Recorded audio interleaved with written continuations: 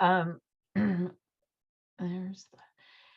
we are going to talk about slash walls today. And we were having a discussion just prior to logging on live about the deer impact on our woodlands, that in some areas where there's maybe not a lot of hunting pressure, we do have issues with deer in the landscape and those kind of things as well. But it's definitely not as big an issue as what the other states in the East.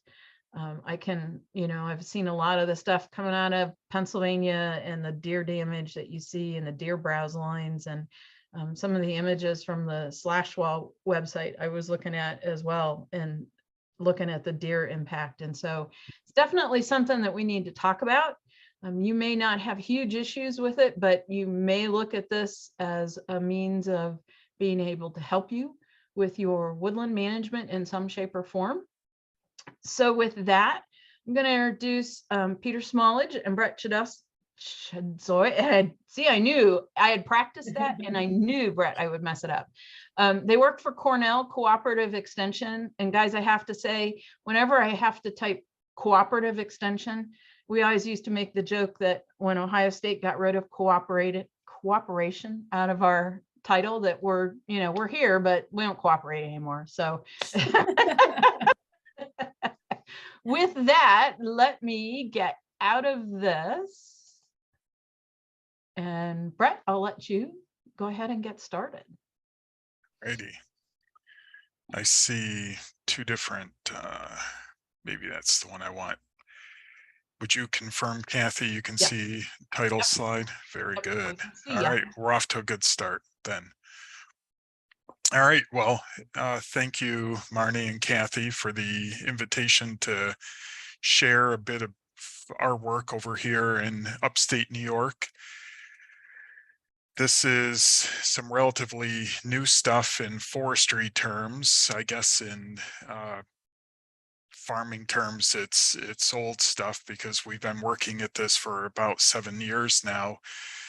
So what Peter and I are going to do today is talk about slash walls is a strategy to protect regenerating areas from deer, and I'll focus a little bit more on the construction and the implementation of a successful slash wall project. Peter will follow up with more information in terms of what the results are that we're seeing and some of the new things that we've been learning about slash walls. So I'm glad that Kathy took the opportunity to say that probably our overall deer browsing problem in New York is maybe a little bit less severe than in at least some parts of Ohio. I have a daughter that lives in Dayton, so I like to go out there and study the woods as I drive across much of the state. But this is what our backyard looks like here. This is Cornell's main teaching and research forest, the Arnot Forest.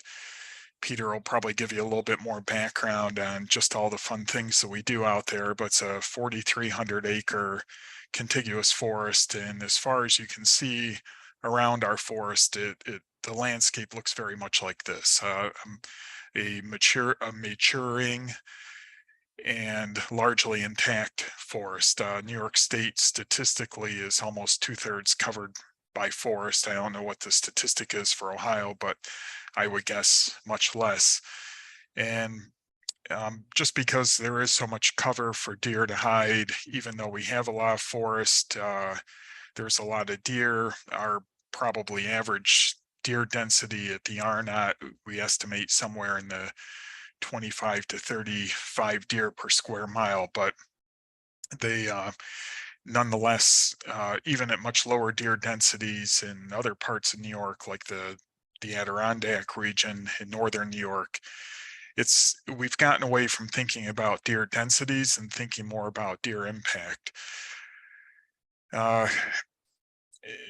This is what we're looking at, though, that much of this land was farmed up until roughly 100 years ago and then reverted back to forest, and that forest today is starting to show its signs of old age. And we, for at least 3 decades now, we've recognized that we've been doing a very, very poor job of trying to establish the next generation of forest. Um, One other um, anecdote. So last Friday, I was at a local Amish community that has recently moved this way from Ohio, and they were all just fascinated with how many deer they saw on their farm, because their farms were primarily forests like this, and basically forests with a chunk of field and pasture carved out. And they set out where they came from, and I'm not sure what part of Ohio, that uh, pretty much all cleared land, small woodlots, and they felt that it was rare to see a deer in those small woodlots. But nonetheless, even if you have a small woodlot surrounded by extensive farmland, that's going to be where the deer concentrate. And it may only need to be once or twice a year for them to do some pretty extensive damage in terms of browsing the desirable tree species that we would like to see be part of our next forest. Uh, it was nothing new to us that we weren't what we were seeing statewide and hearing and discussing statewide was also occurring at the Arnot Forest. I guess I should have introduced myself in a bit more detail, but both. So I work regionally as an extension forester. I also work part-time as the forest manager at the Arnot Forest. Peter is also an extension forester with more of a statewide focus, and the director of the Arnot Forest. So we spend a lot of time interacting with woodland owners all over the state and other forestry colleagues and professionals, and pretty much everybody expresses the same frustrations of cutting trees or having trees die from storm damage or age or pests. And then what we see taking their place is not what our vision is of a sustainable and productive future forest. Since at least the 1980s, we had been doing what I think was very sound and widely accepted good forest management on the Arnot Forest of growing the best and cutting the rest. And consequently, we shifted many of our forest understories into what you see here in this picture of largely beech brush. We have some other native species like striped maple and hop hornbeam that can also be problematic in spots. And because it is kind of a large intact forest, we don't have quite the invasive shrub problems that would be more common in our farm woodlots, but we still have those species waiting for their turn if and when something like beech leaf disease takes out the beech. So Peter had been the director at the Arnot Forest since the late 1990s and was observing that we were creating more and more of this problematic understory, this interfering vegetation. So in the early 2000s, Peter decided that we were going to suspend regeneration harvests like shelterwoods and seed trees until we came up with a better plan to deal with that. And then over the next decade or so, much of our focus, particularly Peter's, was working on things like vegetation management with herbicides and biological control methods. Um, it we were addressing the symptoms and not really the root cause. Uh, we did not have at that time any really sound ideas in terms of how to do large scale protection from deer browsing. Obviously, tree tubes and individual tree shelters are widely used in this area for small planting projects, but I think we all understand that the cost per seedling protected can be very high. In this area, we estimate somewhere in the $8 to $10 seedling range. And then we had been experimenting for probably at least a dozen years with small scale exclosures, and saw that when we kept deer out temporarily that good things started to happen. So this is what kind of drove us to think about how we could protect larger blocks of forest that it was time to replace, whether it was stands that had a lot of ash stocking, and we lost our ash in this area just probably within the last couple of years. The emerald ash borer showed up closer to 5 years ago, but and now we're losing much of our hemlock on the forest. This mild winter seemed to, plus two consecutive very dry years, have really accelerated the decline of ash. So the way that we stumbled upon working with slash walls is that the larger harvest that you see there in the top of the picture, we call that the Camp Ridge harvest. This was a stand that was rapidly falling apart, and I went to Peter in 2016. This was about a year after I took over the forest manager duties, and I said, Peter, I think we need to do something in here soon, but this stand is not going to support another take a third of the overstory improvement type thinning harvest. It's time to work with what we have left and regenerate the stand. And Peter agreed and said, well, that's fine, but we're going to have to build a fence around, because up until that point, fencing was really the only method that we saw that could be effective in excluding deer. There's lots of good examples of fencing just south of us in Pennsylvania, but not much experience building larger deer exclusion fences in New York. So I went about studying how we could effectively build a fence around this area, and you can't really appreciate it from the aerial image there, but this has steep slopes of up to 40%, has very little road access around the perimeter. It's rugged ground. It's much like that first aerial view of the Arnot Forest I showed you. So after several days of kind of scouting it out and realizing that there were going to be some pinch points where it would be very difficult to build the fence, we were sitting in the office talking about this, and it happened to be a really stormy, windy day, and we were listening to tree branches falling outside, and we kind of looked at each other and realized, oh, if we build a fence, then we still have to maintain that fence. And that was going to be an even bigger problem for us than building the fence, because we're normally more than busy enough with the top priority stuff, going out there weekly and walking a fence after every windstorm to repair it just wasn't appealing to us. So at that point, Peter said, well, what if we have the loggers directionally fell all the tops in a kind of a windrow, and then we can sort of push those tops up and maybe make a barrier that'll temporarily keep deer out. So we started to think that one through more carefully. And even though it seemed like a rather crazy idea because we'd never heard or seen anybody do this before, we couldn't quite think of why it wouldn't work. And with that, we approached a local mechanized Amish logging crew, Zook's Logging, in the Corning, New York area, who Peter and I had known for several years. Zook's had done a timber harvest at our family's farm in Watkins Glen in 2015, and they struck us as can-do types of loggers that were enthused of doing something that they also perceived as a problem.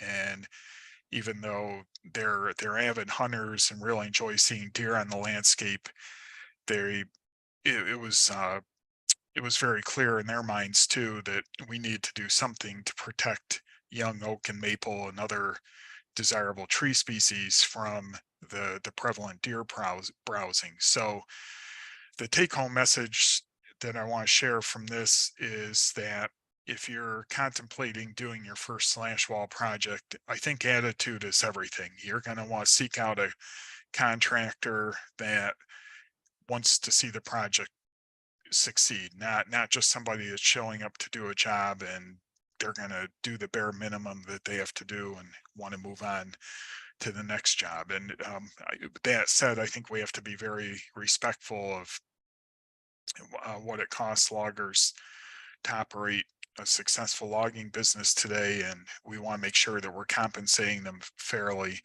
So the key points here are pick pick the right loggers, ones that seem enthused about the project, not just see it as what some of our loggers called as busy work, and understand, make it clear that they're being compensated for this work.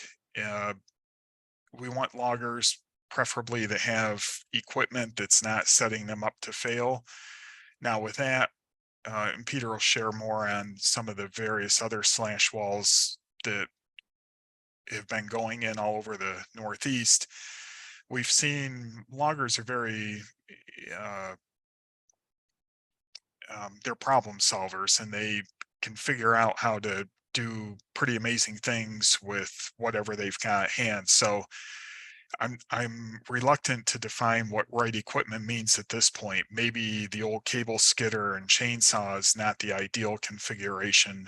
Our favorite machine is what you see in the background there, a feller buncher that can not only cut and pile trees into the windrow type slash wall, but also with that giant hot saw in the front, it's essentially able to weed whack all that interfering vegetation at the same time. And today we're talking about slash walls, but we also have to talk about site prep. So there's more than one way that we can clear the interfering vegetation, but one method that seems to work very well and that integrates very well with the slash wall construction is to go and cut all that interfering vegetation with a large rotating cutter head like the hot saw. So it's a fairly cost effective way to do it. And that shattering effect on the small diameter stumps seems to really slow down the resprouting effect of beech or whatever it is you're controlling in the understory. We haven't had the opportunity to really test this with invasive shrubs, especially ones like multiflora rose and honeysuckle that can probably resprout and rebound much better from that than hard single stem species like hop hornbeam or beech. But you gotta deal with the interfering vegetation at the point of regeneration somehow, and this has been working well for us. So once you find the right contractors with equipment that seems like it's going to work, you got to articulate the goals of the project clearly with them, and as I said earlier, compensate them fairly. So some of the things that we've been slowly learning along the way, I mean, all of these points were apparent almost from the very beginning, but we've come to further appreciate these. And this is an aerial image here. I think you'll see the same image in Peter's presentation of our first slash wall project that was started in the spring of 2017 and completed later that summer. We call this the pipeline or the gas line harvest. We've come up with these very creative names for our harvest. In this case, there's a gas line that runs through the middle of the harvest. As I talk about some of the other slash walls, you'll appreciate our creativity. The things that I would want you to take away from this morning's talk is that first and foremost, the wall has to be effective. And to be effective, it's going to have to be big enough, meaning tall enough and wide enough, and it's going to have to be dense enough. So our timber sale contracts have both a dimensions spec, which currently says 10 feet tall to a 2-inch diameter branch. We don't get a tape measure out and measure that. I'll show you in a minute how we figure out 10 feet tall to a 2-inch diameter branch. And for a freestanding wall, that's going to give you about 20-foot wide base. That's just because we've measured many of these walls, and that's what the base ends up being on average. But equally important, it's going to have to be dense enough. So just throwing a few big hemlock tops on top of the ground or some big coarse oak tops, which when the leaves are on or the needles, it looks pretty good. But once those fine branches and foliage falls off, the deer are going to see a lot of daylight through the bottom and probably find a place where they can tunnel through.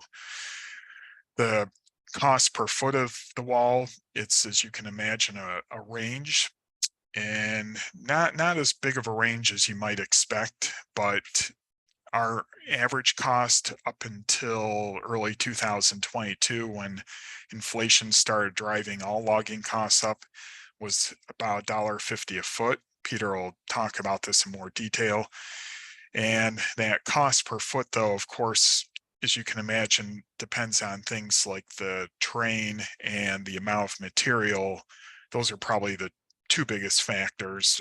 It would also depend on operator skill and experience and the type of equipment they're using. But we want to pick our battles as we're laying out our slash walls and not put it through the area that's going to be very sparse and low quality material and slash to build a wall, because then you're going to have to start moving the slash further distances, and ideally stay away from gullies and wet areas where they may have traction issues or really steep slopes. But sometimes you can do it, sometimes you can't.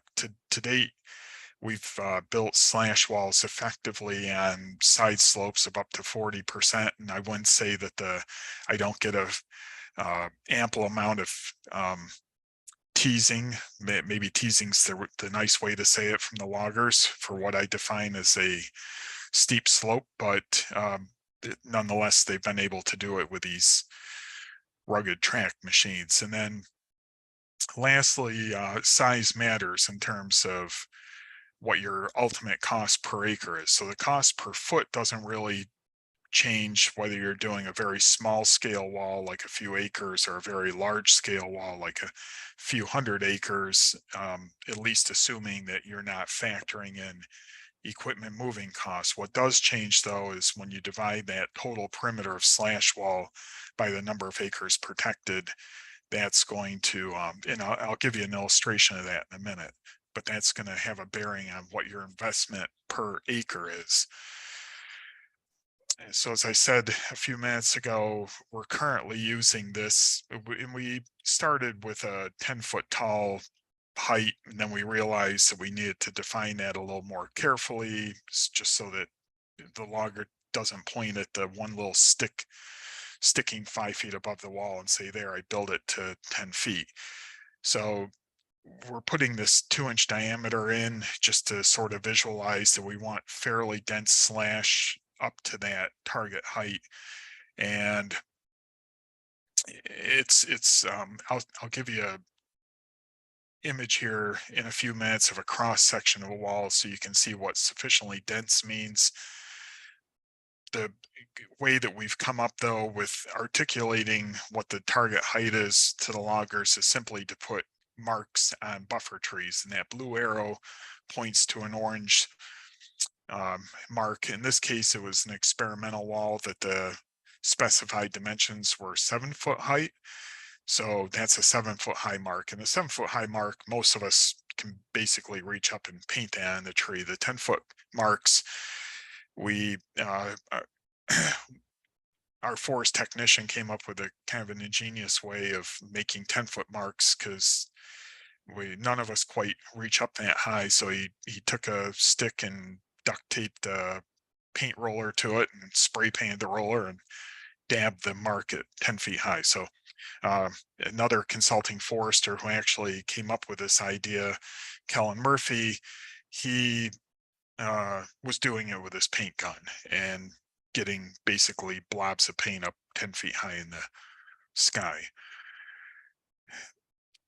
So this is some of Peter's recent handiwork. We're starting to do some destructive sampling of some of our experimental walls so that we can come in and better verify how much wood is actually in these walls. And I'm going to leave that story to Peter to keep us on track. But when you look at this freshly cut hole in the wall, what I want you to notice is that near the base of the wall, you have this solid core foundation of more pole type material. It can be saw log, like defective saw log material. And then as you work up, it gets smaller diameter, and what we refer to it as coarser and fluffier. So you've got kind of the solid stacked may not be the right word for it, but as the feller buncher lays this into the wall, it ends up making a nice solid foundation that's roughly half the bottom half of the wall, and then you start putting the tops and smaller, more crooked and curvy stuff on top to achieve that height. And what this um, in effect does is just creates this impenetrable barrier that will securely deter deer from trying to tunnel through wherever they can see under the wall. So back to the point I was making a couple slides ago about the cost per foot versus cost per acre. Again, these are kind of pre early 2022 inflation figures, but based on both our I'll say it is like a carefully monitored self-reporting from the loggers as well as our own time motion studies. We came up with this average cost of $1.50 a foot. And for a 25-acre harvest, like you see in the upper blue arrow there, that's what we call the rectangle harvest because it's on Rectangle Road. See, I told you we came up with creative names. That when you divide the total number of feet of that wall by the total cost of the wall, it's about $300 an acre. And below it is again that Camp Ridge harvest because it's on Camp Ridge, 150 acres, 1,500 feet, about $1 or $150 an acre. So it's not a direct correlation by acre. And then of course the shape of the wall also will influence how many feet of wall it takes to enclose the harvest. But if you are really sensitive to controlling the cost per acre, you're going to really need to think about larger harvests versus smaller harvests. Frequently asked question is how much wood does it take to build a wall? I'll give you the quick answer to that and let Peter probably explain it more detail, but based on our measurements and estimates to date, in a 100-foot section of wall, there's about 30 tons of wood. And using the utilization that our loggers, we're not specifying to the loggers ahead of time, oh, this needs to go to the landing, or this should go in the wall, or this is saw timber, or this is pulpwood. That's a decision that we've been leaving up to the loggers. Our estimate, though, in that 30 tons per 100-foot section, about 2/3 of that is potentially merchantable wood, meaning something that you could conceivably pull out, at least stick in the firewood pile, maybe. And I guess the other third theoretically could be chipwood. But when you look carefully at these walls, you realize that a lot of the wood that's going in there isn't even really that ideal for pulpwood or firewood. So in the case of our loggers and our local markets, they don't see it as a really high opportunity cost, but we acknowledge that in areas where loggers are solely focused on pulpwood and chips, they may see that as like too much wood going in the wall.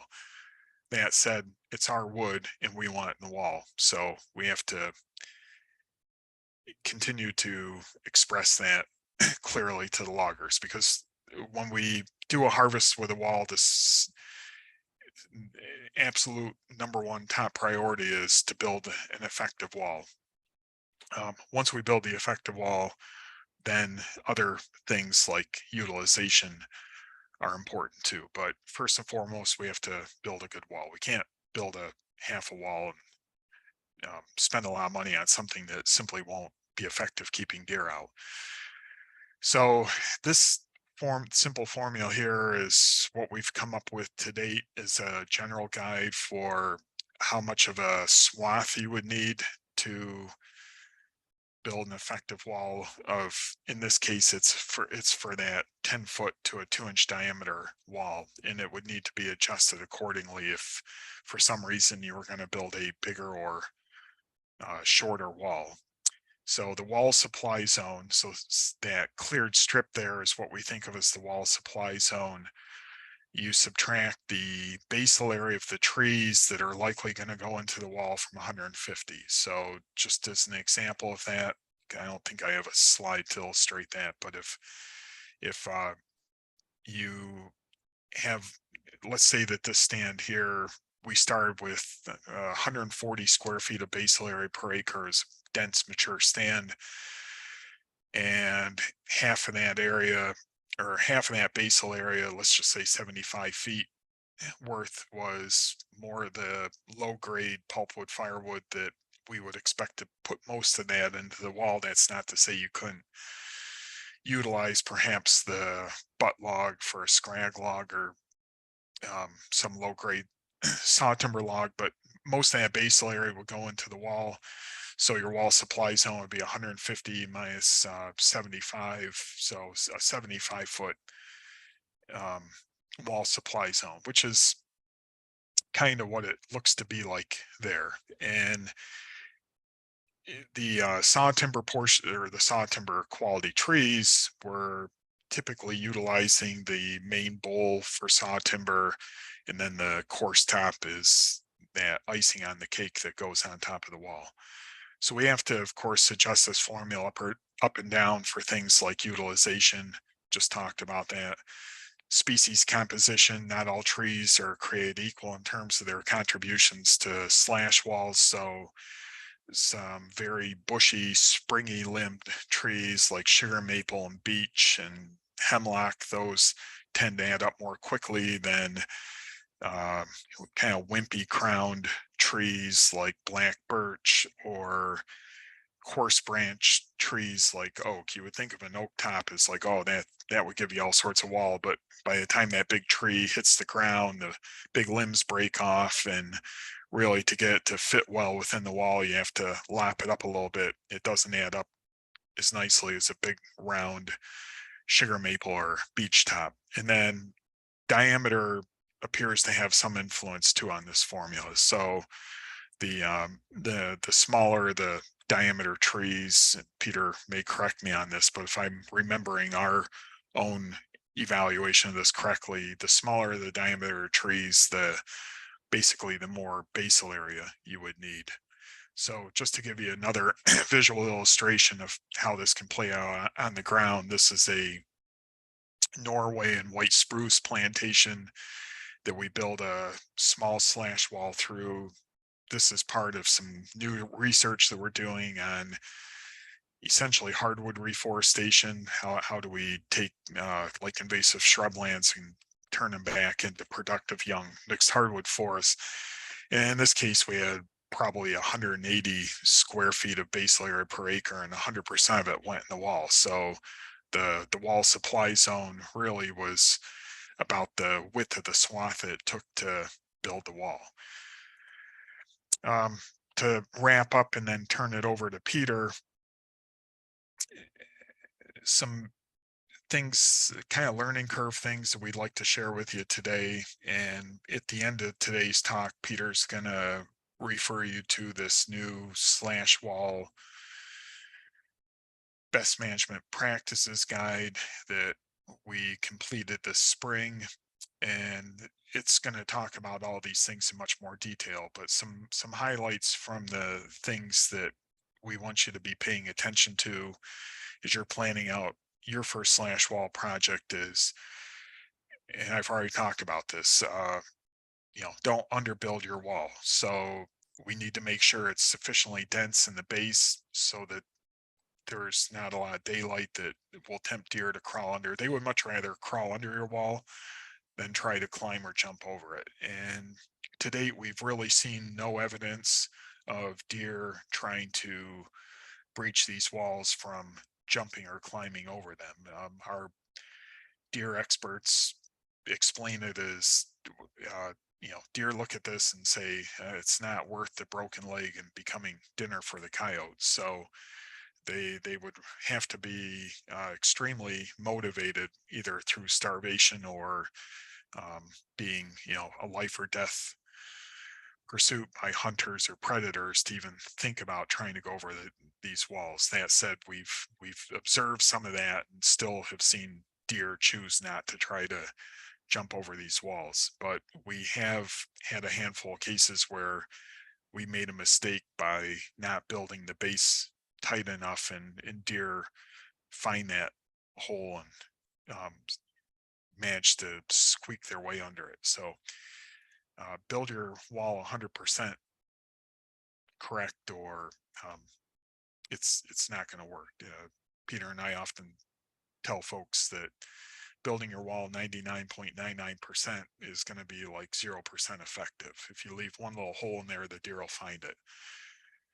Here's another one of our creatively named slash walls, the wedge slash wall. This was, up until I think a few years ago, our smallest wall. This was another 2017 wall, and essentially, because it was a triangular shaped parcel, it had 3 acute angles. And what we learned from this early mistake was that when you have tight, narrow turns, you're stealing slash from one side that you really needed to build the wall once you got around the curve. So try to keep nice wide turns and walls that are not too narrow, or you're going to find that you are going to be distorting that wall supply zone that we talked about earlier. Access. So we've done a little bit of everything to date, from leaving really wide, like basically the main skid road entrance point, putting really wide gates up there. And by gates, I really mean we're cheapskates. So we've been essentially putting plastic deer mesh over those openings. And we've just been, frankly, very lucky to date that we haven't had more issues with that, because we have a lot of black bear in our area, and occasionally the buck that feels he has to go up and start rubbing his antlers on this plastic mesh. But for the most part, these flimsy gates have held up. Moving forward, we're going to be building more of a sort of hard steel panel type gate.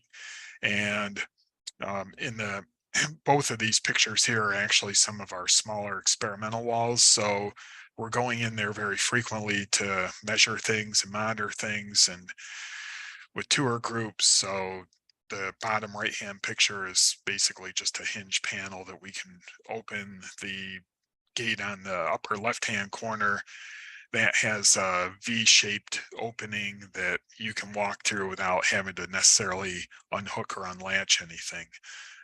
Neither of these gates would be wide enough to go in there and do future harvesting, such as the overstory removal. So those wider openings, for the past few years, we've been simply plugging with wads of slash at the last hitch of wood is coming out, and then we just can pull those plugs out when the time comes to go in there and do more harvesting.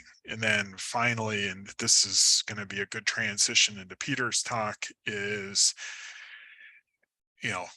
so we build a wall and we deal with the interfering vegetation, but then what happens? Are we going to get a good, so if we don't have the seedlings already established on the ground, which in the case of much of Cornell's Arnot Forest, we do not, because we have such a dense, tall, well-developed understory of beech that there's simply no sunlight reaching the ground. So for us, it's pretty uncommon to see oak and maple and other targeted tree species there prior to the harvest. And that means that, so some of those species, like cherry, perhaps there could be viable seed in the seed bank. But for much of our forest type is dominated by northern red oak, and if the seedlings aren't already present, we're going to have to rely on a good acorn crop to get that regeneration started. And if we don't get good regeneration established in that first growing season, which is sort of that critical window before all the other competing vegetation gets rolling, what are we going to do about it? We may, and we feel that in some of our future harvests, because we won't necessarily be able to time the shelter wood or the seed tree and the slash wall and the interfering vegetation removal with a good seed crop, we may have to go in there and do some sort of a supplemental enrichment planting, such as perhaps planting 100 oak seedlings per acre, just so that we have oak. But in this picture here, and this kind of the same one you see in my backdrop, this was a shelter wood done in December of 2019, January of 2020. And we had a very good acorn crop that year. And what you see is extremely dense red oak regeneration.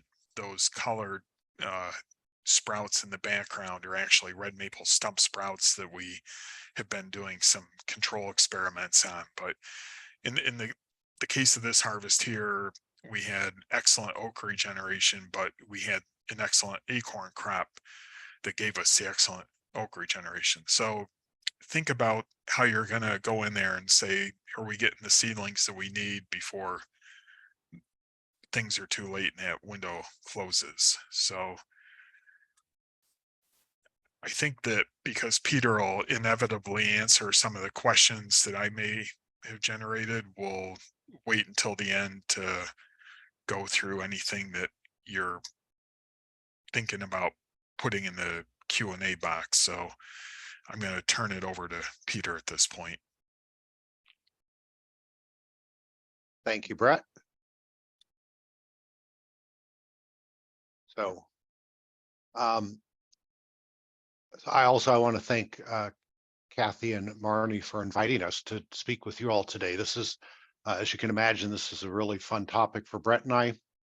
We spend probably the time we don't spend on administrative stuff, we spend about the majority of it thinking about and working within the slash walls. So it's fun for us to be able to share some of our experiences and to be able to learn. And we're looking forward to the question and answer period, because we're going to get ideas from the questions that you have and the ideas that you have, because everybody's going to approach us a little bit differently. So we've broken this presentation into the two parts, as Brett mentioned. Brett was talking about the kind of the operational logistics. How do you make them happen? And that has been the underlying focus that we've had for these first several years. Is how do we build a good slash wall? Those early ones, we were also thinking about, do they work? And I'm going to talk a little bit about that. But it was really, can we build a slash wall, and what's it take to make it effective? I'm going to add to that. How does the forest regeneration respond? And when I talk about forest vegetation or regeneration or reproduction, it's everything that I'm talking about today is going to be relative to tree seedlings. So we haven't been monitoring herbaceous plants, not directly.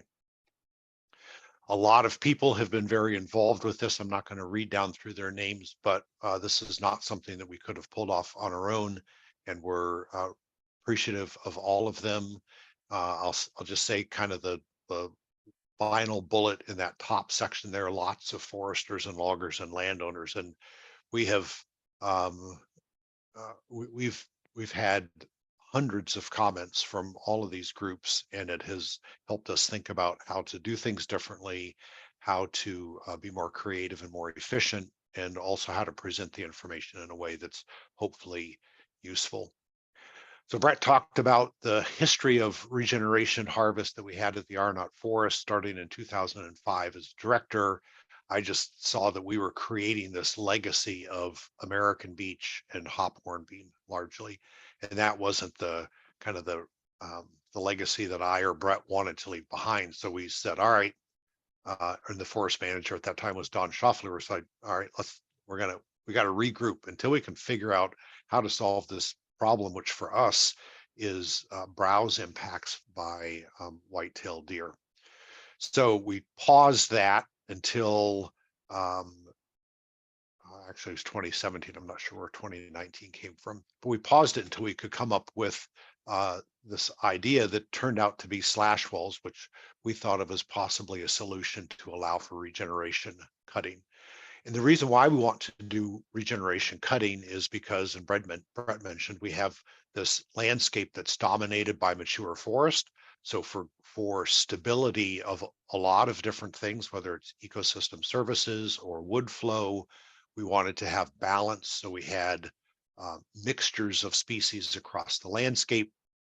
As a teaching and research forest, we want to be able to demonstrate what's correct forest practice in terms of forest regeneration by providing this diversity of age structures. So young forest, medium age forest, and mature forest, we're going to diversify habitat.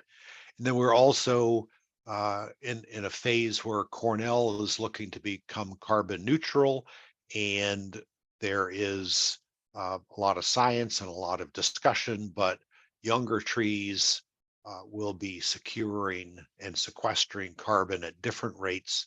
Some people argue faster than the mature forests, and that's an important part of how Cornell is going to go about mitigating greenhouse gases. And there were lots of discussions. So in New York, people were saying, well, we need to bring back market hunting. We need to release mountain lions on the landscape. We need to have unlimited deer licenses. Whatever it is, there are these discussions, and they all had their merits, but we couldn't wait, right? We were at a point, Brett came to me with the Camp Ridge sale in 2016 and said, hey, something needs to happen here. It needs to be a regeneration harvest, and we can't wait for a decade or for 2 decades for market hunting or mountain lions to solve our problem. We also had to reverse the impacts of the legacy of deer, which is beach. So if deer are selectively browsing and eating the desired species, which they are, they leave behind undesirable species, and that does influence the ability of other plants to become established. We had limited budgets for all aspects of fencing and herbicides to control interfering vegetation and exclude deer. So we needed to find a solution, and it seemed like slash walls would do that for us. So Brett's already gone through all of the how do you do it perspective. When I think about the kind of the 3 top takeaway messages from that, the first is when a logger is building the slash wall, the message is all in. And Brett and I heard that very that's a quotable quote from a logger we visited with in Pennsylvania for the first 2 slash walls that went into Pennsylvania earlier this year. And the logger was building the first slash wall and was a little apprehensive to put some of those low value logs that could have gone into firewood or could have gone into scrag logs or pallet logs or whatever. And then he went around the wall and he realized the wall wasn't big enough. So he went around it a second time and added some more back in. And each time he ended up, I think, and Brett can correct me, I think it was 4 times he ended up going around the wall trying to build that wall. And every time he did it, that wall supply zone, he had already depleted that wall supply zone with utilization, merchandising that material. So he had to go further and further away from the wall. And so that became an added cost. And we saw him towards the end of the first wall. He was getting ready to go build the second one. We said, what are you going to do differently? And his statement was all in, meaning that when he's building that wall, that the highest value for that low grade is to go into the wall. The other point that Brett made is we need to have a very solid base. And you can see at that base that we have a lot of 12-inch. I cut this yesterday. It's part of our, as Brett mentioned, as part of our research trial to be able to verify the volume of wood. And that base is solid. That base is in excess of 15 feet across, maybe a little bit more. And the wood at the material is fairly large diameter, anywhere from 6 to 12 inches. The largest pieces are about 12 inches. And then as you go up, it becomes, we say fluffy, but that's fluffy relative to a 12-inch diameter log. So this is a nice looking wall in cross section.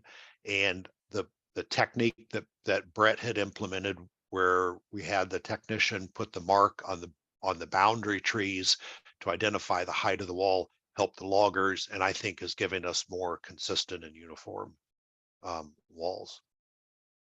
So knowing that we know how to build a wall, we need to ask the question, do they work? So the first question is, do slash walls exclude deer?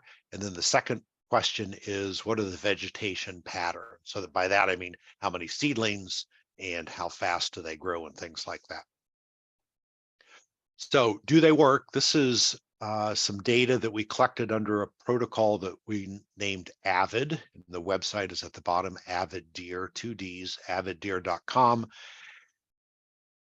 We developed this as a protocol that a landowner or a hunting club or a forester or a nature preserve could establish to evaluate whether or not there are in fact impacts of deer. And it, in simplest terms, it means that you put a numbered tag, plastic numbered tag on a seedling and measure the height of that seedling, and then go back every year about the same time and continue to measure those heights. We adapted this for testing whether or not slash walls were effective by looking at 2 species that are relatively preferred by deer. So deer enjoy eating red oak and they really enjoy eating sugar maple. And so the first set of bars there was red oak on the inside. You can see that in the first year that we did the measurements, which was 2 growing seasons after the harvest, the red oak that were selected were about 13 inches tall. And after 4 growing seasons, they were close to 40 inches tall. Compare that to red oaks on the outside, similar starting heights. So inside the wall, they were protected. Outside the wall, they were not, so slightly shorter to begin with. And after 4 growing seasons, the red oak inside the wall are twice the height as the red oak outside the wall. Same sort of pattern, but more dramatic when we look at sugar maple. So sugar maple inside the wall is 3 times the height after 4 growing seasons as sugar maple outside the wall. So we used the data from AVID as confirmation that the slash walls work. We also had motion sensitive trail cameras in place. And so we were looking for the presence of deer inside versus outside the wall. And we did snow tracking and mud tracking. So after a snow, we had some volunteers that went in and looked for deer tracks, and we would, whenever we would be in visiting, we would look in, moist spots in the skid trails to see whether or not there were deer. And so, and Brett said, other than where we had in those very early walls when we were on the steep part of the learning curve, we realized how deer, the smallness of a space that deer can go through, which is pretty small. We took care of those problems or those deficiencies. We've had very good luck in excluding deer if you build your slash wall correctly. So make sure you build your slash wall correctly. The vegetative response. So this is, how does the forest understory respond? We use some pretty standard forest measurement practices. We used both point and plot sampling at a rate of about 1 per acre. We looked at site variables, for example, how much, were there ruts in the plot, how much slash was in the plot, how much blackberry and how much fern is present. I'm not going to be talking about those site variables today, but the 2 things I will make reference to are stem counts. So what's the number of stems per acre by species? And then we looked at, every year we would look at the heights of the winning seedlings. So we would look at essentially what are the winning seedlings at each of these points and plots, and then be able to compare the height of species inside slash walls versus the height of those same species outside the slash walls. We do this annually, and we stratify or do the comparison of sample points as control versus protected. So the protected plots, sample points and plots are inside, and the control are outside. So the control is business as usual. you can imagine that there's an enormous amount of data. We have, I thought I had this as a slide. I must have taken it out. I think we have 9 different harvests that are included in this data analysis. And there are, I'll say 30 species. I got a slide for that in just a minute. And it's overwhelming. I mean, for me, and I sit and do my data crunching for hours at a time, and I stare at the slides and I still have trouble getting my mind wrapped around it. And for me to show you an image in in the span of 15 or 20 seconds or 60 seconds and have you make sense of all of that data would just be overwhelming. So to help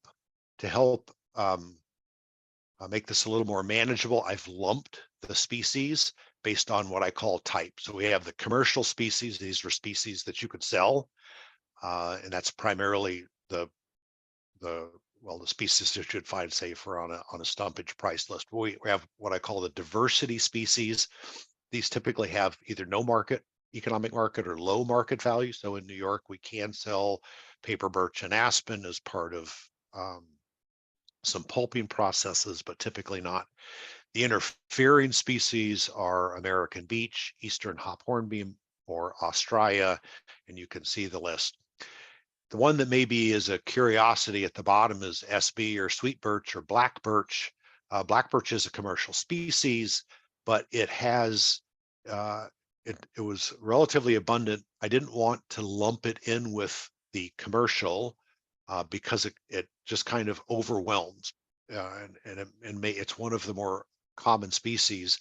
And so rather than hiding it, I wanted to pull it out explicitly. And so in some situations, we'll be referring to that directly. So this is when I make reference to, like, for example, desired species, I'm really talking about the commercial species.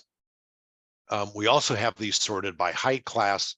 And what I tend to do is I tend to talk about those stems that are, and you can see it at the bottom of the slide, those stems that are at least 4.5 feet tall and are exposed, meaning that they have access, that there's nothing overtopping them. So these are stems at 4.5 feet tall that are exposed, that have a pretty decent chance of surviving for at least another 5 to 10 years as the competitive forces play out. So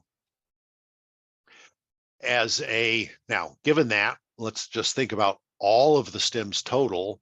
And what we found is that inside the slash walls, this is total number of stems. So this is desirable stems, interfering stems, sweet birch, all of those species in all height classes. Inside the walls, we were averaging 18,000 stems per acre, and outside the walls, we were averaging 11,000 stems per acre. And both of those numbers are pretty typical when you look at forest management and forest ecology research trials. So you think in a young forest, you're starting off, and we'll say between 10 and 20,000 trees per acre. Now, the mature forest, you're going to be down to 300 or 500 stems per acre or 200 stems per acre. But this is where it all starts. And then they start falling away over time or dying off over time. One of the things we learned pretty quickly was that stand history and silviculture matter. And the picture is showing Dr. Peter Marks, who's a professor emeritus from Cornell, who did his PhD work on pin cherry, and we had a couple of stands where pin cherry took over and dominated. And we had always known that pin cherry was present at the Arnot. We did not know that pin cherry could completely dominate a site. And what happened, and we can talk if you want, and put a note into the Q&A if you want to know more about pin cherry. But the point of this is that things are very different when you exclude deer. And all of the work that we had done, Brett and I have both been practicing in forestry for multiple decades, and these are novel situations for us, and we're dealing with things for the first time. And specifically here, pin cherry is a preferred browse species, less so for black cherry. So in the presence of deer, pin cherry is maybe less of a problem. The other point that I want to make, and this is getting a little geeky, and we're going to see other graphs. I always have a kind of a verbal statement, and then the graph that backs up that verbal statement. So if you're not the kind of person that likes graphs, then just focus on the verbal. There's a lot of variation between our different harvest sites, and you can see some of the names that Brett had mentioned. We have Camp Ridge and we have Recknagel and the Gas Line Harvest, and the one that's missing is the Red Pine Harvest. There's a lot, and the chart is what's called a box and whiskers plot. And what I want you to just pay attention to is the fact that the very dark line is at a different point, and those represent the kind of the average, the median number of trees per acre. So those vary. These are all after 3 growing seasons. So the median values vary, and the range in values varies in some cases a lot or a little. So there's a lot of variation between harvest sites. Silviculture still matters. Simply building a slash wall is not going to solve all of your problems. You have to pay attention to these other details.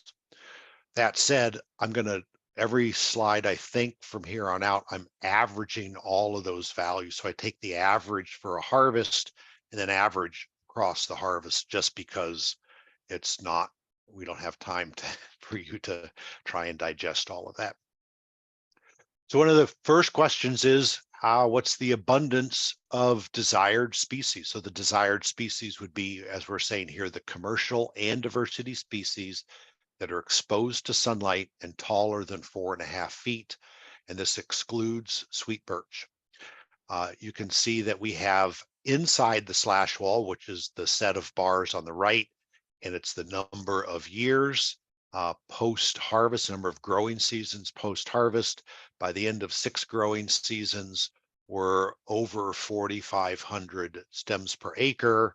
Outside the slash wall, we're at about 1,500 stems per acre. So we have roughly 3 times as many stems per acre of the species that we want inside the slash wall than we do outside the slash wall. And that rate of change inside the slash wall is about, we're adding about 750 stems per acre versus outside about 300 stems per acre. So we're gaining twice as many stems per acre per year. So this is a really, I mean, this is what we wanted to see, but it's nice to have the numbers to back that up. What we also see is there's a greater diversity of tree species inside the slash wall. The protected is inside, the control is outside, the protected on the right, the control on the left.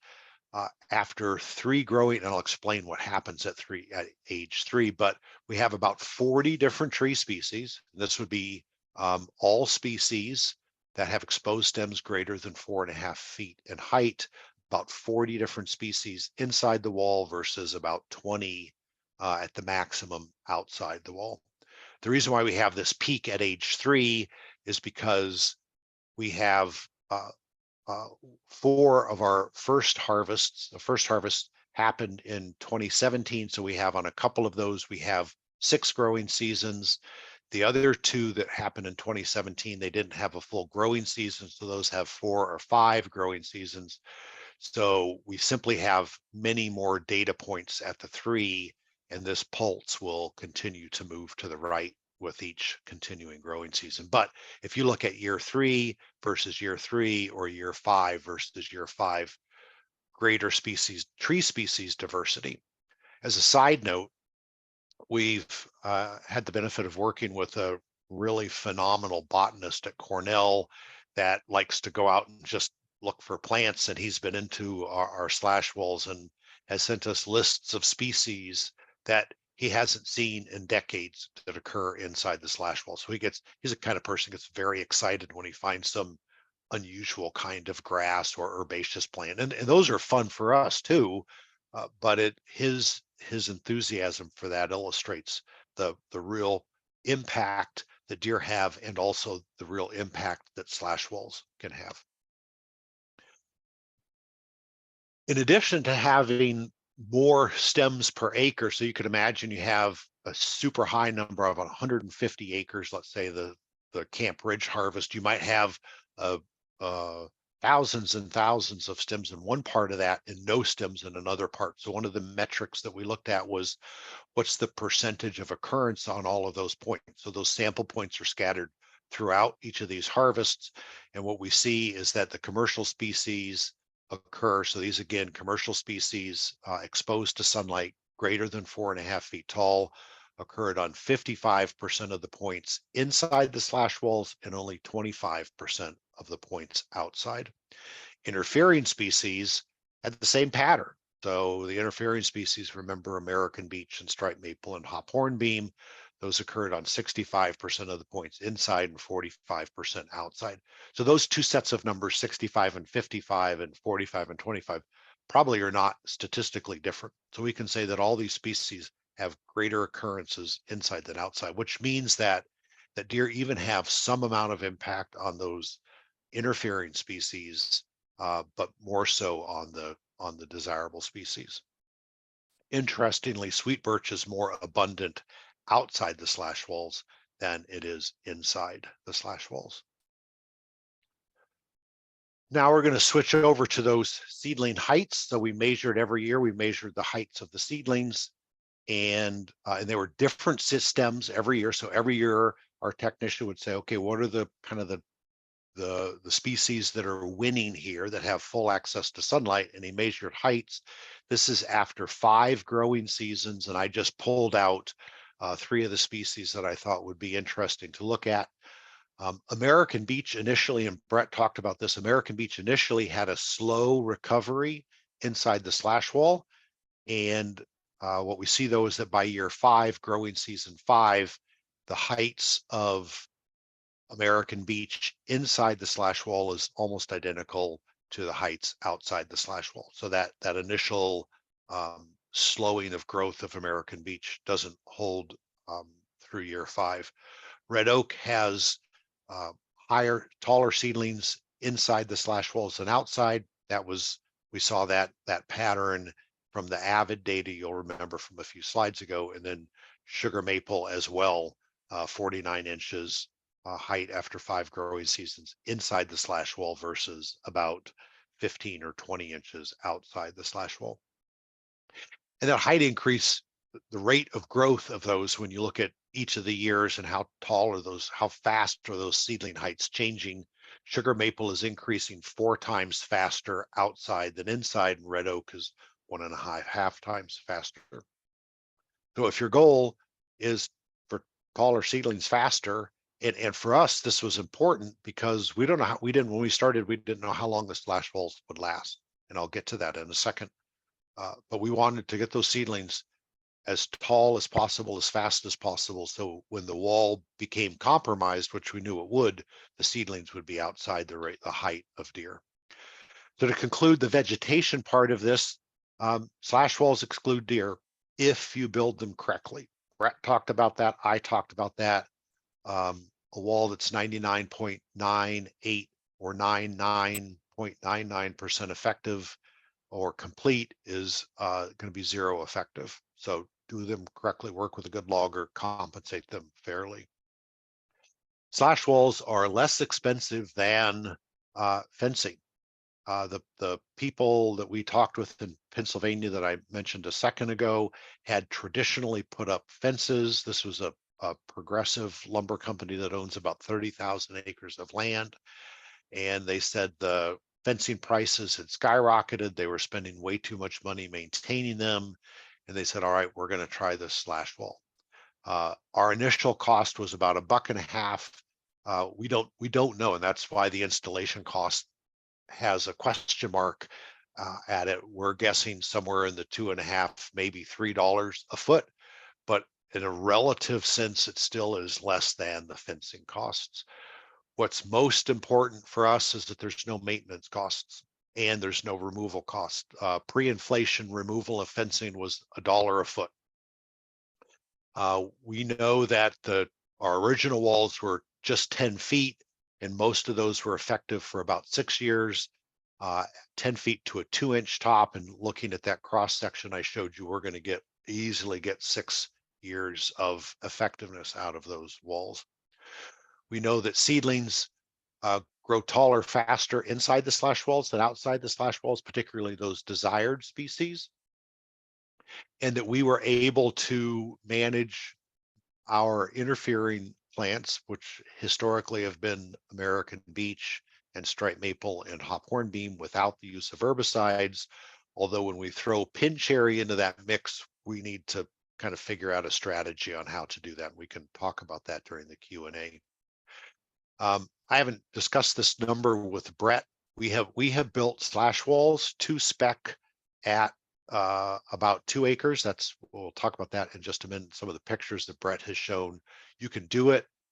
It's iffy, and they ended up having to pull some slash in from the control area in order to get that. So somewhere in the 5 to 10 acre range is what's probably feasible to have enough slash to build an effective wall. And Brett, let's make sure we ask Brett his opinion on that when we get into the Q&A. Cost sharing is available. Natural Resources Conservation Service, a federal agency throughout the US, has funds that can be leveraged through the EQIP program in New York. We have the New York State DEC has their Regenerate New York, which also approves slash walls for cost share funding. And the conclusion on these slash walls, and I'm going to talk about like where we're going next, but to conclude the vegetative discussion, higher stem densities overall, higher stem densities of desired species, better coverage or occupancy of the site, greater numbers of seedlings, faster seedling height growth, and then we're seeing adequate stocking and height of desired species within about 6 years. So from that, I conclude slash walls for our circumstances, when done correctly, is a win. But how do you get that win? How do you the devil's in the details with how do you do it correctly?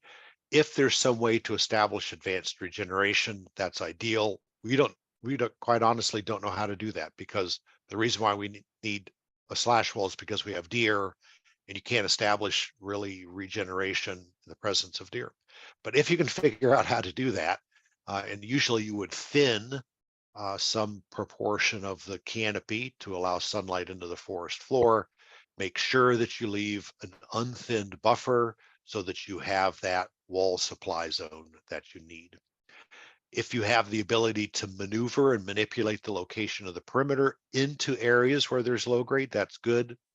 Brett talked about having logging crews that are committed to the process. That's essential.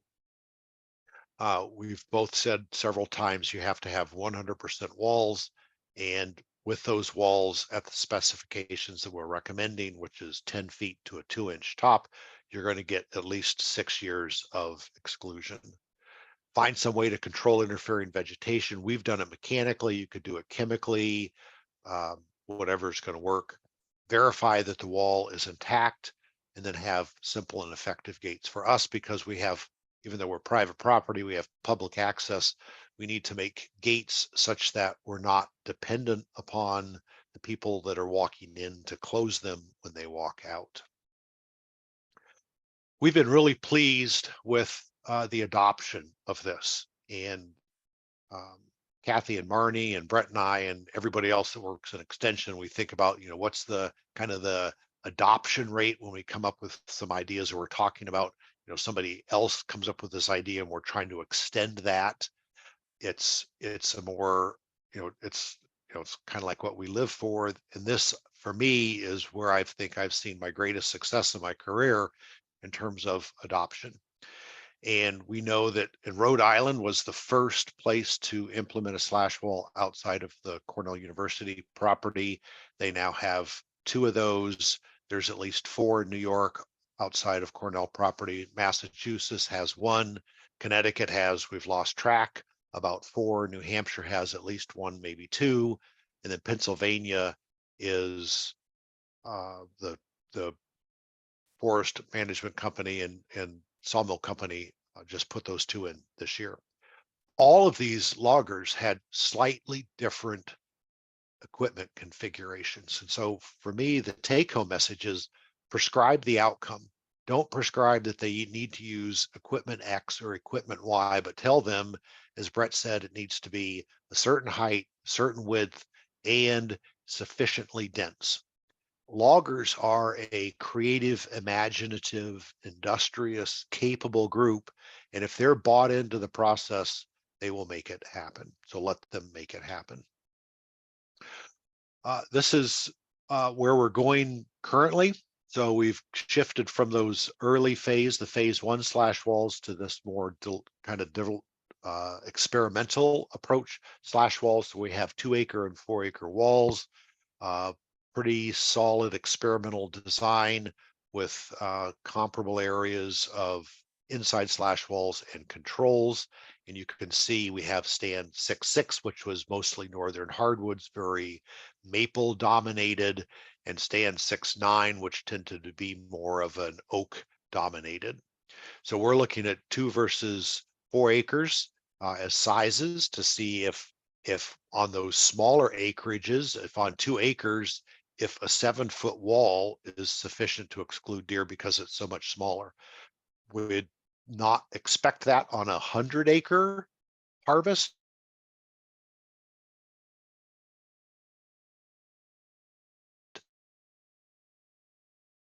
So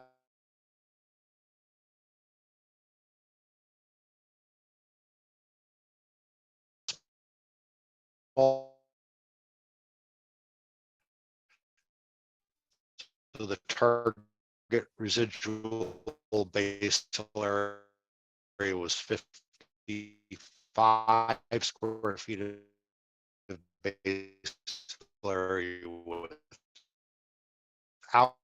control beach is the shed. So this is the way we're thinking.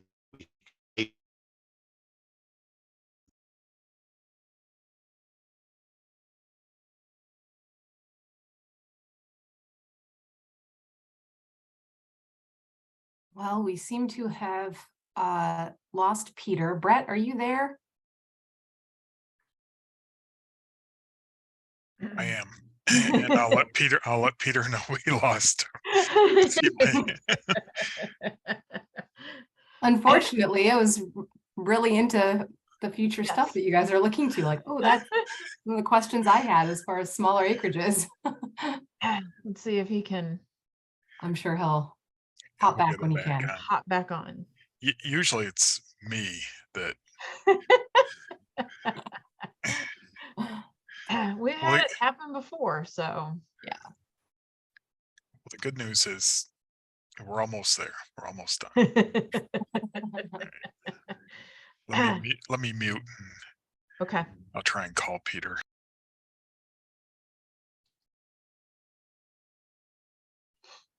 Because we do have questions. We do. We have some good ones, and Yeah. keep them coming, folks.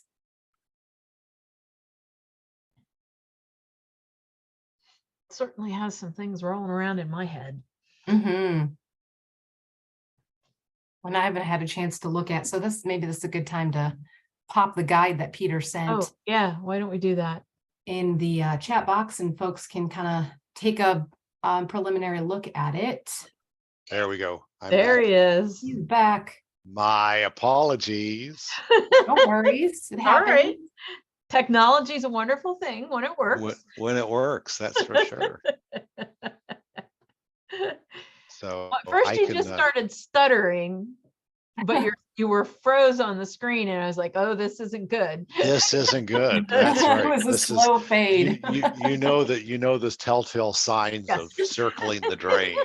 Right. I was almost done. You want me to pick up where we left off or jump over to? Yep. Go for Go it. ahead. Okay, you're gonna have to make me. Oh yeah, let me do that real quick. Sorry. Co-host. That's all right. Okay, you should be good to go. Thank you.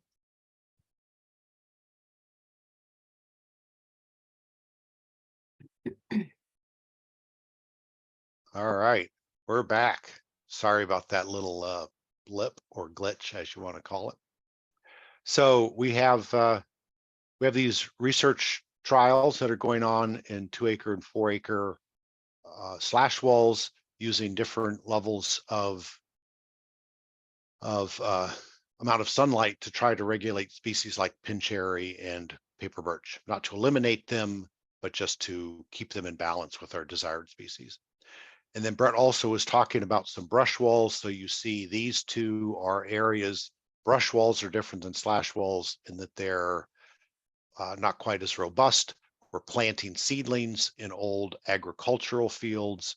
Here's another one right here that because we're planting the seedlings, you would think that you don't need to have a wall that has the same longevity and durability.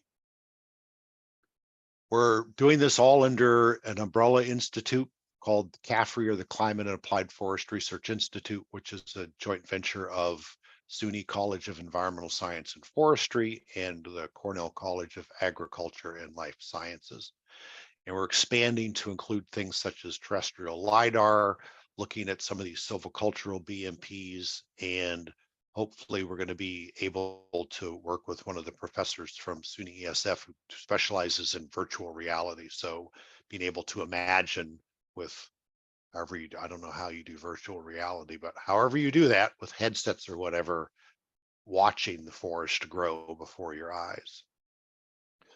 We've had some great partnerships and collaborations with groups out of Massachusetts and Connecticut and other states, and so we very much appreciate that, and we work hard to for them to share with us and for us to share with them. That's been quite helpful. And if you want to see more of this, you want to see what we're doing, it's a bit of a drive, but we would welcome any of you to come out to the Arnot Forest in late September. We have our annual forest regeneration field practicum. If you're really into it and you can't make the 28th, let us know. We regularly schedule, I'll say, custom tours, probably 10 or 12 a year for people that are in the area and want to see it. So and I'll stop with this. We have this bulletin. Marnie and Kathy have a copy of it as a PDF they can send out to you all, and they have a direct link to that PDF if you want to be able to grab it. This goes mostly into the how do you build it kind of information. So feel free to reach out to us. We're always happy to chat. With that, I'll stop. Thank you, Kathy and Marnie. Thank you very much. And I will say that Marnie posted the link to the publication in the chat. And we will make certain that when we put the description up for the webinar, that it's also linked there so folks can access it both places. But thank you guys. That was great. Thanks, guys. As Peter faded out on us, I said you were there's things rolling around in my head where we can use it. Where we should try it. And part of that is we've been having a lot of discussions here with our sugar bush at OSU Mansfield having no regeneration. And the deer know that campus is a safe zone. Mm-hmm. So it's like, how can we get our sugar bush to regenerate? We know we need to do some thinning in that, but yeah, this is interesting. So let's see here, guys. We have a few questions. We have an anonymous attendee that says, will a slash wall keep out wild pigs? You know, I think this is the first time anybody's ever asked us that question, and it's a really good one. So slash walls are a physical barrier, and which makes them a little different. I guess a fence technically is a physical barrier too, but perhaps a more breachable physical barrier, especially if it's something like plastic mesh versus steel wire mesh. I don't see why. I'm not a wild pig expert. I raise pigs here at the farm, so I have a deep appreciation for their strength and their ability to root, but I don't see why a well-built slash wall would not exclude wild pigs. And I don't recall if Peter mentioned this during his presentation, but to date, so we have pretty extensive game camera monitoring at the entrances of many of our slash walls, and our technician Mike Ashdown, Mike, by the way, is somebody that we couldn't give enough credit to for much of the stuff we do in terms of the measuring and the ingenious gate designs. And Mike's the person that makes a lot of this stuff happen after the slash walls are built.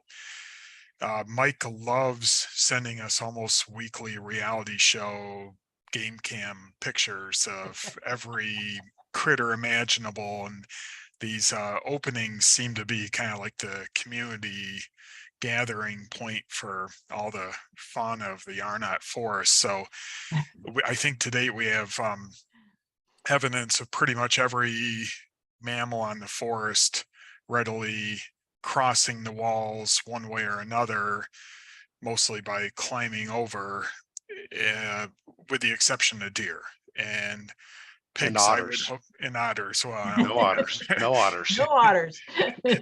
no unicorns, but so we don't really have any feral pigs in our area now, but I think pigs would be the other animal on that list that we probably wouldn't see getting through the wall. They're obviously not going to climb it, and as long as we make it dense enough at the bottom, they're probably not going to be able to tunnel under it. Now, if it were only a foot or two wide, they'd probably Right. tunnel under it. Yeah. So I don't, and in my recent efforts, I showed you the picture where we're cutting passageways through the slash wall so that we can, we're going to be using LiDAR to measure the ends of those logs. Those are, so first, I've been really impressed at how dense those walls are. And secondly, I've been, even though they're dense, there are cavities, like gaps between the logs. And I'm just waiting to so it's not, fortunately it's not bear hibernation season, but I can't imagine that we're not having bears hibernating in some of those walls. And so from a pig perspective, I don't know what wild pigs do in terms of where they burrow or den or things like that, but I could imagine them potentially, I shouldn't say this because I don't know anything about pigs. So if pigs like to burrow and brush, so with that, if pigs like to burrow and brush, I could see them using this as like protective cover, That, but and that not was, going through. yeah, and I would agree with that. But that was one of the things that I was thinking about. I mean, you're essentially putting out these giant brush or slash piles, which we know is attractive to many different types of wildlife. So I was just wondering if anybody's like, besides your trail cameras, looking at that as that potential increase of habitat on the landscape, and if that's having any impacts that you're seeing. Paul Curtis had a graduate student. Paul Curtis is our co-author on this and has worked on this on the project. Is the wildlife specialist, so he does wildlife damage control, and he also does kind of wildlife habitat kinds of things and deer management. And he had a graduate student that put out a camera array that was trying to monitor whether or not animals were preferentially using or avoiding the slash walls. And it was fairly short-term study, and there's not enough data to be conclusive on most species, but in general, the species where there was enough data, they tended, which was I think 4. So it was like deer, fox, coyotes, and possums or something like that. I'd have to look up those specifically. There was a preferential inclination towards the slash walls for just as habitat.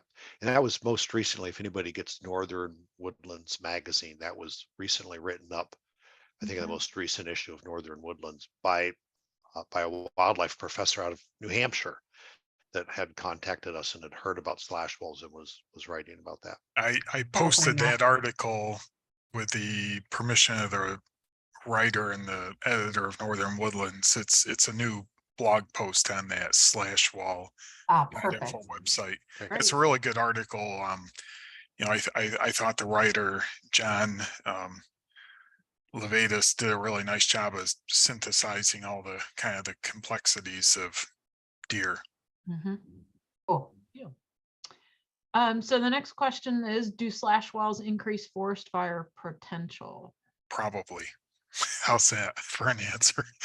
Maybe I'll go maybe on that. So we don't know, because so it's just, use your best judgment. New York is known as the asbestos forest because I mean we just our burn window, and we're envious of other states where you can actually use prescribed fire as a tool.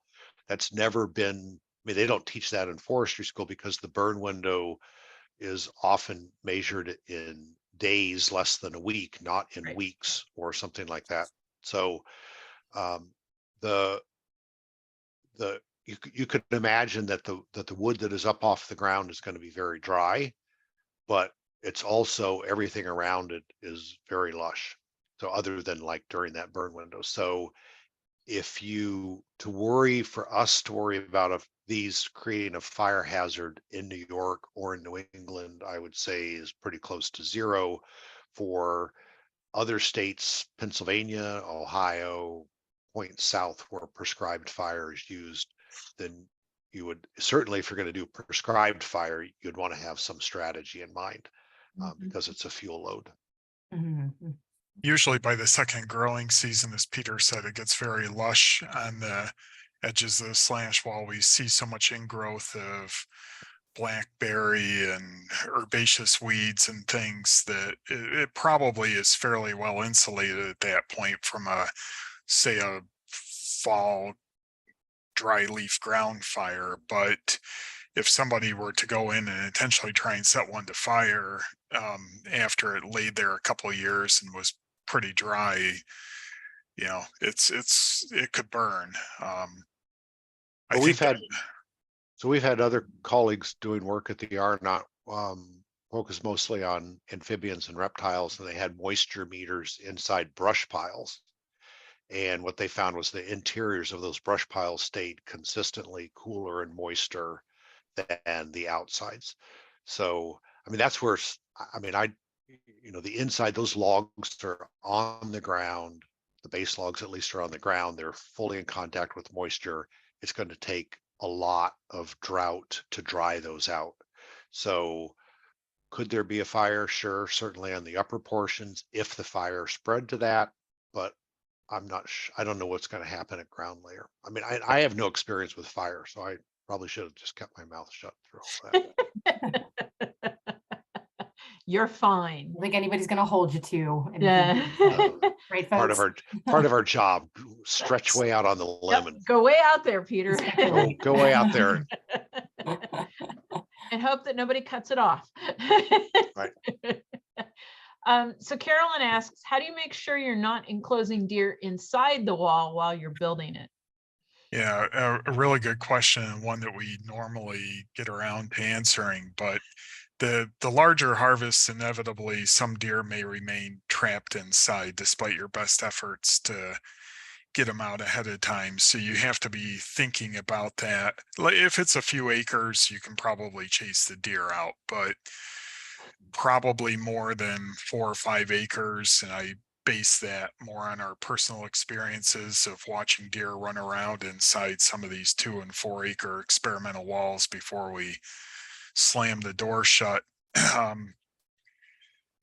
It also depends on kind of what you're leaving behind. If it's a small harvest and you're sucking most of the slash out to put in the wall, it's going to look pretty sparse, and the deer probably aren't going to feel that comfortable in there. Whereas if it's like 100-acre harvest and there's other old things in there, that Camp Ridge harvest, if you look carefully, you could see some old strip clear cuts and also some like permanent forest inventory plots in there. So those were great areas where deer could hide. And what we've had to do with a larger harvest is use, in New York, it's called a DMAP, like a deer management permit, to go in there and forcefully remove those deer. And our Amish loggers, I think that's the number one reason they love building these slash walls, because they know they get to help out with some of the deer eviction afterwards. But ideally we would want to think about timing too. Like if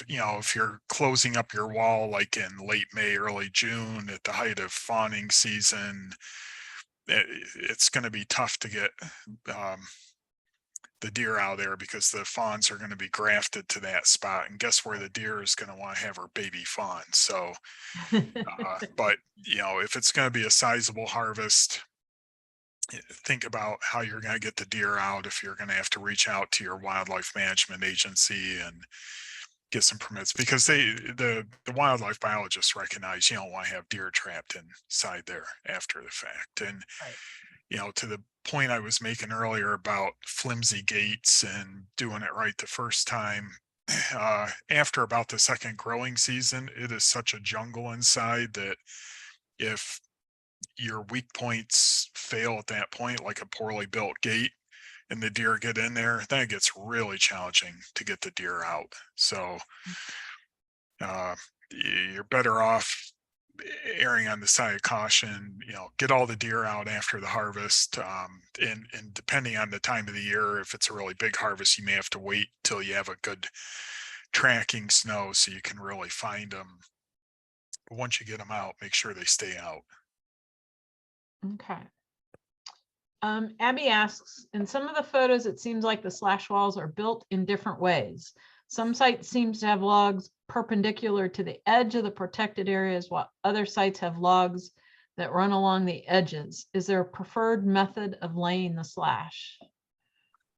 I would say that whatever's the cheapest and easiest, but still gives you that wall that's big enough and dense enough. So the feller bunchers that we've built our walls with to date, and I think that's some of what you're seeing in the photos, it's not a perfect, it's not really a precision way of laying slash into the wall. It kind of looks like that in some of these freshly cross-cut wall sections that Peter and I showed today. But when you look at it, kind of just standing out there on the ground, you see that some trees tend to lay in a nice parallel orientation to the direction of the wall. Others kind of fall as they're being flung into the wall and lay crossways. So we've had discussions with loggers and foresters about theoretically crisscrossing wood to be able to build a wall with perhaps less slash. I'm not aware of anybody that's tried that yet, but it may work as long as you're respecting that size and dimension and density criteria. So we're all for people experimenting. Just keep in mind that if you leave holes, deer are going to find them. Yep.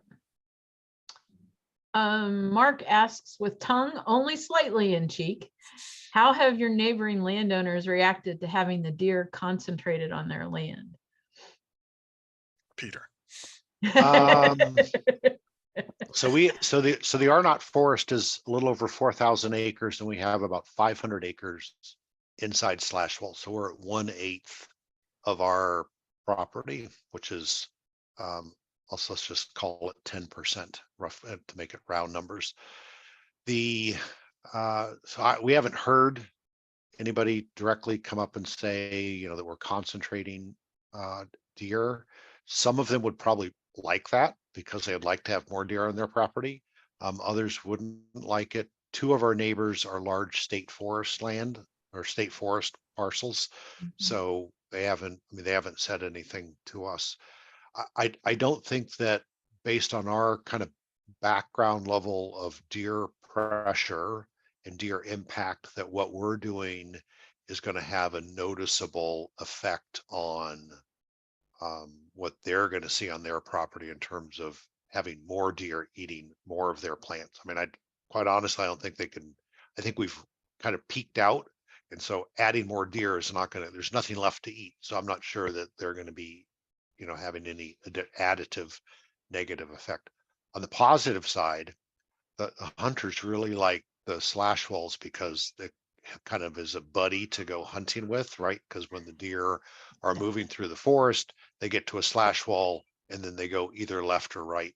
So if they're doing deer, people have different styles of hunting. If you're doing a deer drive and you coordinate it, and you have, we have a pair of slash walls that were kind of pushed together, a 2017 wall and a 2019 wall that has border on the same. It's elongated left to right, north or west to east. We have a mile of slash wall, so that's a pretty effective barrier. So if you've got deer drives going, you can push the deer towards that. They're going to go one way or the other, and so I've had some hunters say that they've enjoyed knowing that that's a tool, and they've wondered if they don't want to build a wall on their property. They just want like a line, right? So like it doesn't have to enclose anything. They just want a line there so that they can like push deer against it, and then it's like shooting fish in a barrel, I guess. It's a great question, and it often comes up, and we're sensitive to that. And we're going to be in the next year, we're going to be removing or doing the final overstory removal on at least a couple of these harvest areas. And so we're going to be opening those areas, probably opening those areas up to re-access to deer. So those will be coming out of that 10%. Constance asked, do you measure soil compaction? There seems to be like a lot of vehicle movement to road impact. Great question. So on the roads, and then this is, independent of slash walls, on the roads, on those primary skid trails, you're going to have a high level of soil compaction. That's part of what happens in logging operations.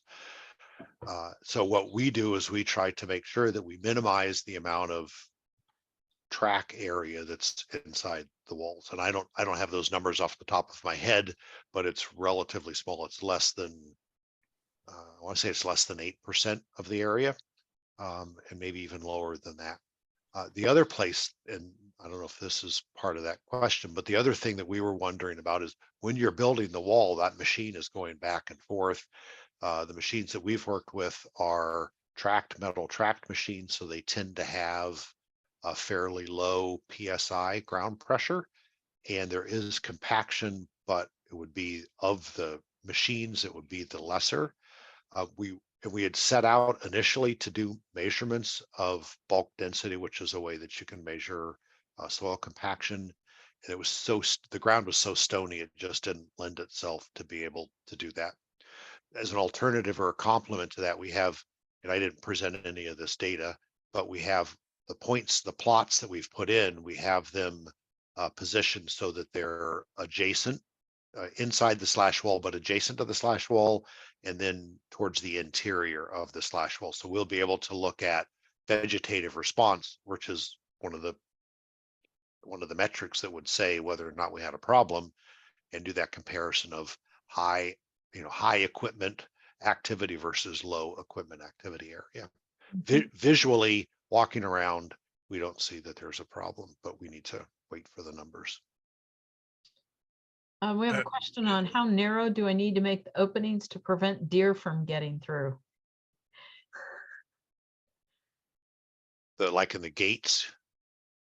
I would think that either gates or just openings in general, it seems like. She doesn't really specify. Well, if we can get through, a deer can get through. In fact, a deer can get through a smaller hole than we can get through. So if you leave openings for access, and I think that's probably would be desirable in most cases, you have to come up with a good way of blocking that access for deer. And that's what I was talking about earlier with putting up something rather flimsy like deer net versus cattle panel or some sort of a hard gate, because just because you're covering the opening doesn't mean a bear or a feral hog or something is going to come through and decide that's a nice place to rip your flimsy gate open. Yeah, that's a good point. I think the feral hog question, probably where they would have their impact would be if you had a plastic mesh access gate. Mm-hmm. So if the space between the logs or the openings, if that question is about in reference to what Brett described as our contract language, it said it needs to be sufficiently dense to exclude deer. I don't have a perfect analogy, but I think I used to have beagles and go rabbit hunting. And if you could imagine a rabbit and then a beagle getting through a spot, my guess is a deer could probably get through that spot. So it needs to be discouraging at the scale of a beagle to give you confidence that it would exclude a deer. Is that a safe analogy, Brett? Yeah. A big beagle, big fat beagle. A big fat beagle. Yeah, so beagles are a little more nimble than a deer, but I mean, deer will surprise you. They can squeeze through some pretty tiny. And I'm always amazed. we put a huge deer fence around a plot of American chestnuts at Mohican State Forest, and it wasn't tight at the bottom. Yep. Forget it. They all found Yep. a way to push their way in. Yep. And it was like you got back and it was like, what all happened?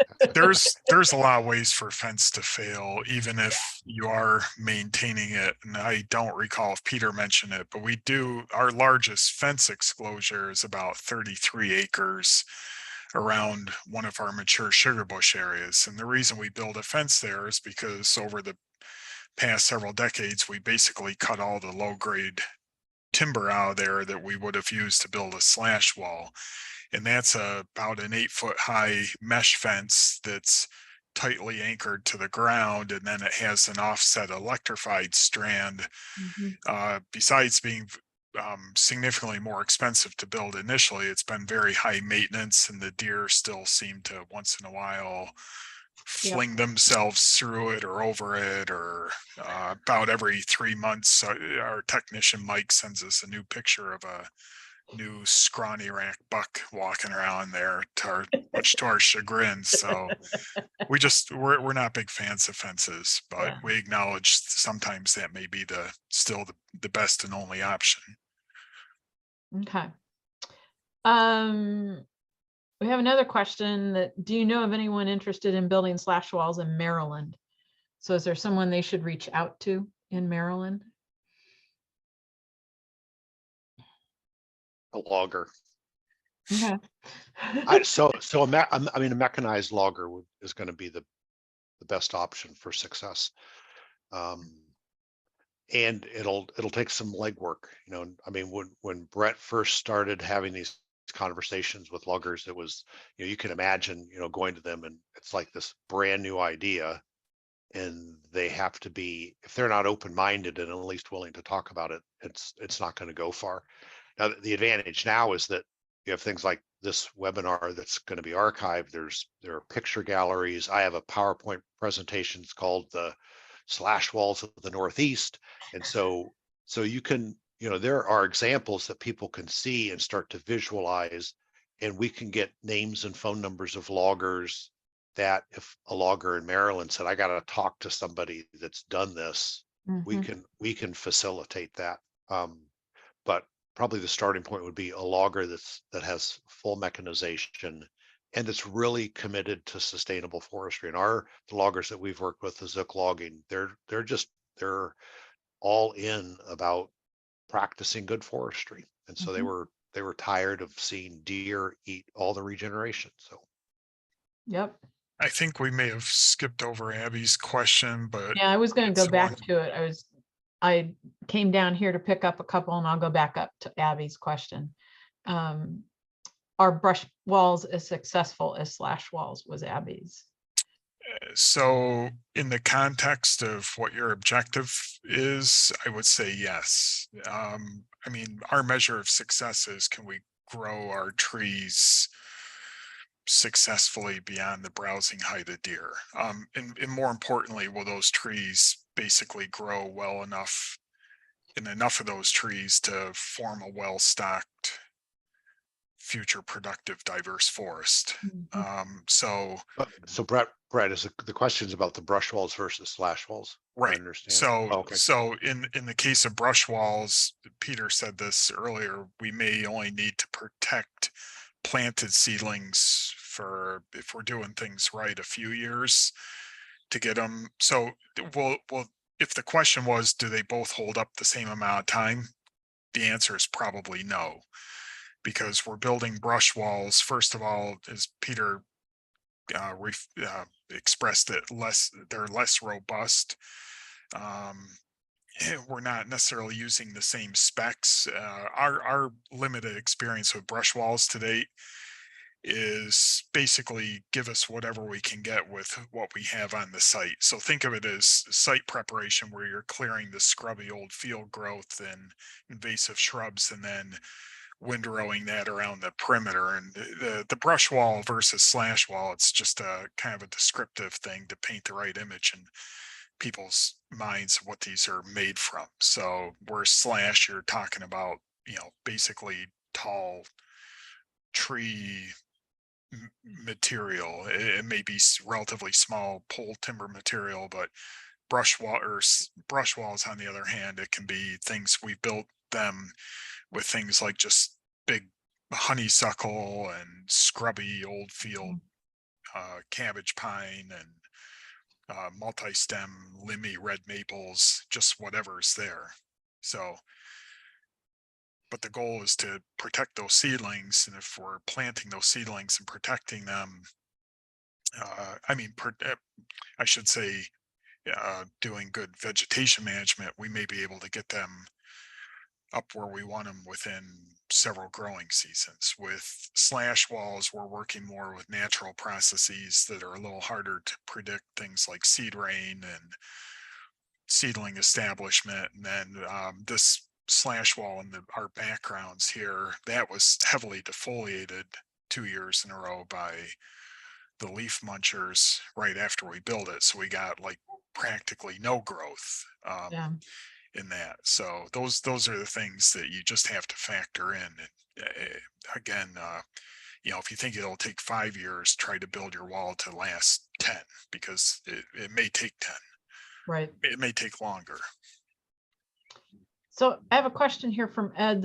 What is your expected time to wall degradation so that deer can return, or will you have to deconstruct?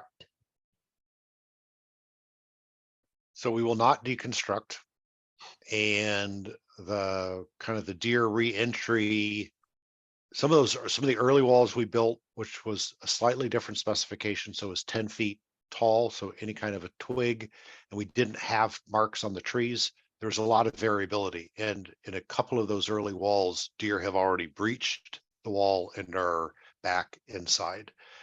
Like in a perfect world, if the walls are holding up when we do the final overstory removal, we know that we have successful height on our adequate height on our regeneration, we'll just open the gates. And so that then the deer will pretty quickly find their way in and come and go as they please. Okay. We felt that a 10-foot high wall would give us about 10 years of protection. And 7 years into this with our older walls, I think we're on track for that. But ask us again in 5 years, we'll know more. So one thing that I don't think either of us mentioned, in those early walls, we measured wall height at known locations every year, and the walls slump at a rate of about a foot per year. So the height drops, the width doesn't change. So the width, as long as you have a minimum amount of height, the width is still pretty effective, unless you have a snow bridge. And in some parts of Ohio, you don't have to worry about that. In other parts of Ohio, you do have to worry about that. Yeah. And if you get a snow bridge and it crusts over, deer could walk across that and get inside, even if it's a fairly low wall. But we're in the summertime, a 3-foot or a 4-foot wall that's 15 feet wide is probably going to keep deer out in the summer, but may not in the winter. Okay. We got 2 more questions, but I'm going to post the link for the continuing education credits in case someone has to leave and they need that. So in the chat,